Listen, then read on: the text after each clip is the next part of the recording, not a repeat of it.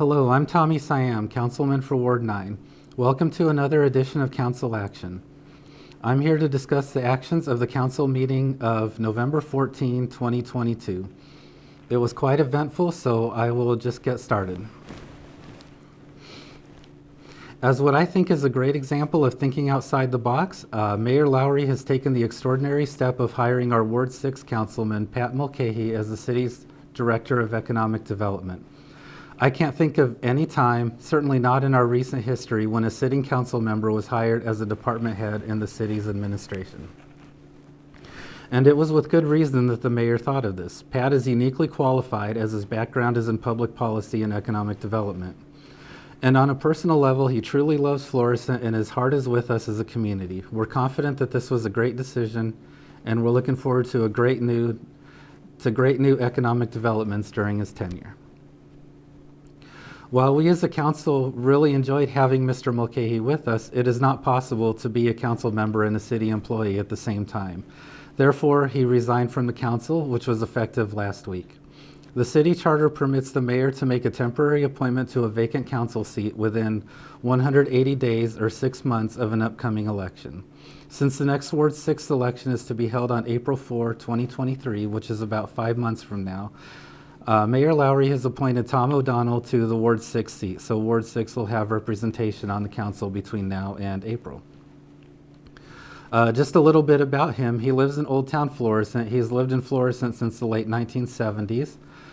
He was a pharmacist for 40 years and is now a licensed funeral director at Hutchins, and he's also a longtime parishioner at Sacred Heart.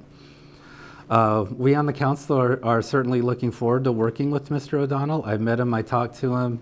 He seems like a great guy, and I think Ward 6 will be in good hands moving forward. In addition, since Mr. Mulcahy was our council vice president, we needed to nominate and elect a new one, and that would be our Ward 8 councilman, Robert Parson. In addition to all of that excitement, tonight we passed the city's budget for fiscal year 2023. What I want to say about that is in so many years that I've been on the city council, this was the easiest budget we passed in a long time. In the past, we've had years where budget meetings were very contentious and we struggled to reach agreements or consensus, and as a result, we had to have multiple drawn-out meetings to resolve whatever the issues were. It happens sometimes, but this year things went very smoothly, and I think we were able to get through 2 budget meetings in less than 8 hours total. Another thing that makes me really happy with this budget, which I fully supported, is that it's balanced and that our general fund reserves as of last month when we had our budget meetings was $17 million. This is due mainly in part to various cost-cutting measures and departments running under budget in recent years, and really shows that we're in good hands with the current administration. Earlier in my tenure as a councilman, the number was much lower at one point, I think down to 7 million or maybe even lower at one point due to deficit spending in some previous budgets. The $17 million figure really gives me a good feeling about Florissant's financial security and solvency as we move towards the future. We also did a second and third reading and passed a bill to adjust the fees for use of Florissant's park facilities for both residents and non-residents. Afterwards, we did first readings on a number of bills for further consideration at subsequent meetings of the City Council. I'm not going to go through all of them because there were quite a bit of them, but I will go through a few that we passed tonight. And these were basically mid-year adjustments to the budget, which are pretty routine, especially as we get towards the end of a fiscal year and find that some budget line items are doing pretty well and others need supplementing in terms of the actuals.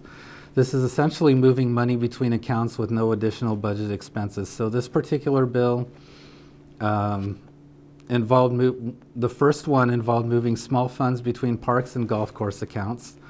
The second one involved moving funds between park improvement fund line items, and the third one involved transferring $25,000 from one capital improvements line item to another, street contracts to debt payment account.